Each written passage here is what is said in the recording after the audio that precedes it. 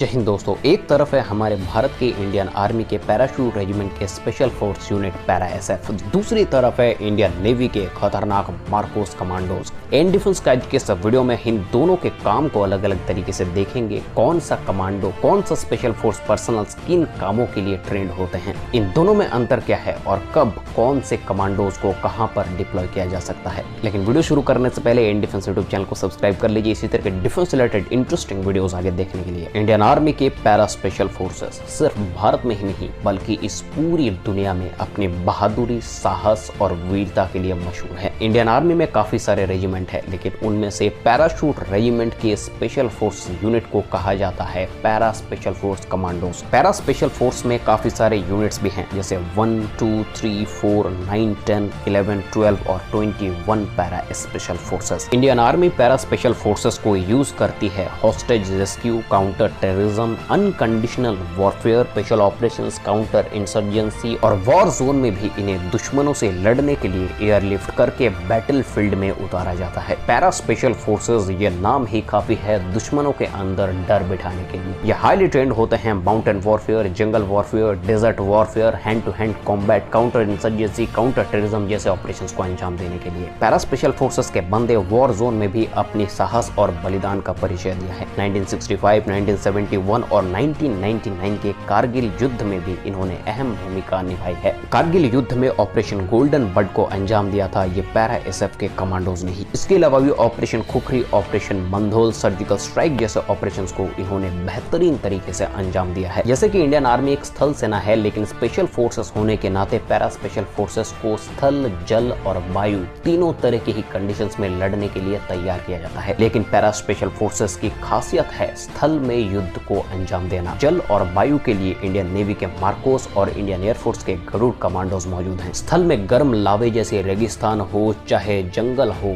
चाहे बर्फीली पहाड़ हो, हर एक जगह पर para special forces highly active हैं। और पैरा स्पेशल फोर्सेस की ये खतरनाक और डेडली इमेज ऐसे ही नहीं बना है। एक नॉर्मल सोल्जर से पैरा एसएफ बनने के लिए सबसे पहले पैरा ट्रूपर्स की 90 दिन की प्रोबेशन को क्लियर करना पड़ता है। इसी 90 दिन की प्रोबेशन में 70 to 80% सोल्जर अपने पेरेंट यूनिट में वापस चले जाते हैं। लेकिन ये 90 दिन की ट्रेनिंग सिर्फ एक बेसिक पैराट्रूपर्स की ट्रेनिंग है। 90 दिन की इस प्रोबेशन को क्लियर करने के बाद उन्हें मिलता है मरून बेरेट, लेकिन बलिदान बैज पहनना तो अभी बाकी है मेरे दोस्त। बलिदान बैज पाने के लिए पैराट्रूपर्स को special forces training school Nahan में भेजा जाता है, जहां उन्हें बेसिक स्पेशल फोर्सेस ट्रेनिंग दी जाती है, जो कि 6 महीने का होता है। इस 6 महीने में उन्हें अंदर तक निचोड़ के और इंसानी लेवल को पार करके एक एफिशिएंट सोल्जर बनाया जाता है, एक एफिशिएंट स्पेशल फोर्स ऑपरेटर बनाया जाता है। 50 किलो का वजन लेकर 60 किलोमीटर तक चलना, 22 किस्म की बंदूकें चलाना, हैंड टू हैंड कॉम्बैट, बिना हथियार के हथियारबंद लोगों से लड़ना, गहरी समुद्र के तल तक कूदना, एक इंसान जो अपने लाइफ में कभी सोच भी नहीं सकता उस तरह के ऑपरेशंस और उस तरह के टास्क को अंजाम देना स्पेशल फोर्सेस का मेन काम है। इसके बाद उन्हें काउंटर इंसर्जेंसी और जंगल warfare school, high altitude warfare school, इस तरह के स्कूल में अलग तरीके की स्पेशलाइज्ड ट्रेनिंग दी जाती है। इतने खतरनाक ट्रेनिंग को कंप्लीट करने के बाद, कॉम्बैट ऑपरेशन को अंजाम देने के बाद एक सोल्जर को मिलता है बलिदान बैज। उस बैज की बहुत बड़ी कीमत है मेरे दोस्त। इंडियन आर्मी का कोई भी सोल्जर स्पेशल फोर्सेस के लिए वॉलंटियर कर सकता है, चाहे वो इंडियन आर्मी के किसी भी रैंक से क्यों ना हो। ये तो हो गई para troopers, para special forces और इंडियन पैराशूट रेजिमेंट के स्पेशल फोर्स की बातें। लेकिन अब बात करते हैं इंडियन नेवी के उस स्पेशल फोर्स के बारे में जिनके बारे में बहुत कम जानकारी है,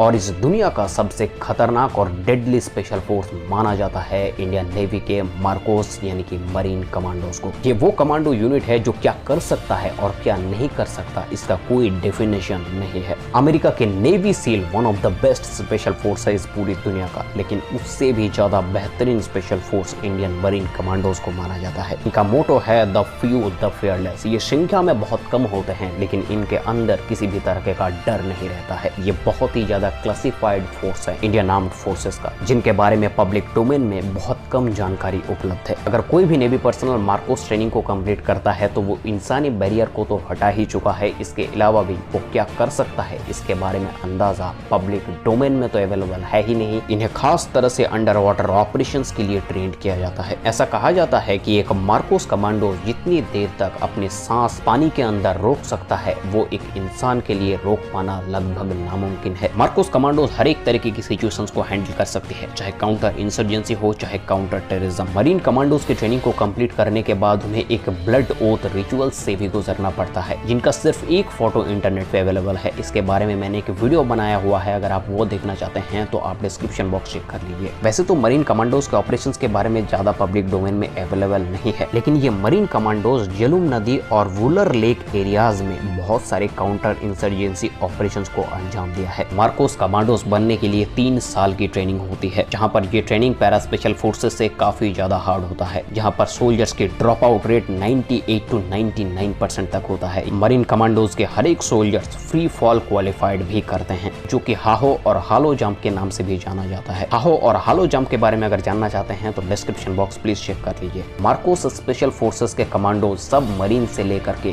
फाइटर जहाज तक सब कुछ ऑपरेट करना जानते हैं। इंडियन नेवी के साथ साथ में इस पूरे भारत देश का एक बहुत बड़ा सपोर्ट सिस्टम है मार्कोस कमांडोज, जिनका नाम तो सामने नहीं आता है, लेकिन वो बहुत बड़े सेक्रीफाइस करते हैं इस देश के लिए, आपके लिए और हमारे लिए। मार्कोस की ट्रेनिंग में जाने से पहले एक फिजिकल टेस्ट होता है। उसी फिजिकल टेस्ट में 70 to 80% सोल्जर्स को अनफिट घोषित करके बाहर कर दिया जाता है। पहले 2 महीने की एक सिलेक्शन फेज होता है, उसके बाद 9 महीने के लिए वेपन ट्रेनिंग और स्पेशल वॉरफेयर टेक्निक्स, इंटेलिजेंस और मॉडर्न वॉरफेयर सिखाया जाता है। उसके बाद hand to hand combat, close combat और कर्व मागा सिखाया जाता है, जो कि एक इजराइली मार्शल आर्ट है। मरीन कमांडोज के हर एक पर्सनल्स हर एक तरह का वेपन को चलाना जानते हैं। एयरबॉर्न ट्रेनिंग के साथ में इंटेलिजेंस ट्रेनिंग और डाइविंग कोर्स में ये हाईली ट्रेंड होते हैं। अब पैरा स्पेशल फोर्सेस और मार्कोस कमांडोज के बारे में तो हमने जान लिया, लेकिन इन दोनों में बेहतर कौन है? देखिए, किसी भी फोर्स को कंपेयर नहीं किया जा सकता। मार्कोस कमांडोज को अलग तरीके के सिचुएशंस के लिए यूज किया जाता है, वो क्लासिफाइड फोर्स है। वहीं पर पैरा स्पेशल फोर्सेस को अलग तरीके का ऑपरेशंस के लिए इस्तेमाल किया जाता है। दोनों ही अपने काम को बहुत ही बेहतरीन तरीके से निभाते हैं। इन दोनों में क्या अंतर है ये तो बताया जा सकता है, लेकिन इन दोनों में कौन बेहतर है ये बताना नामुमकिन है। इंडियन आर्म्ड फोर्सेस के हर एक पर्सनल्स को शत कोटि प्रणाम के साथ इस वीडियो को खत्म करते हैं। मिलता है आपसे अगले वीडियो में, तब तक के लिए जय हिंद, जय भारत।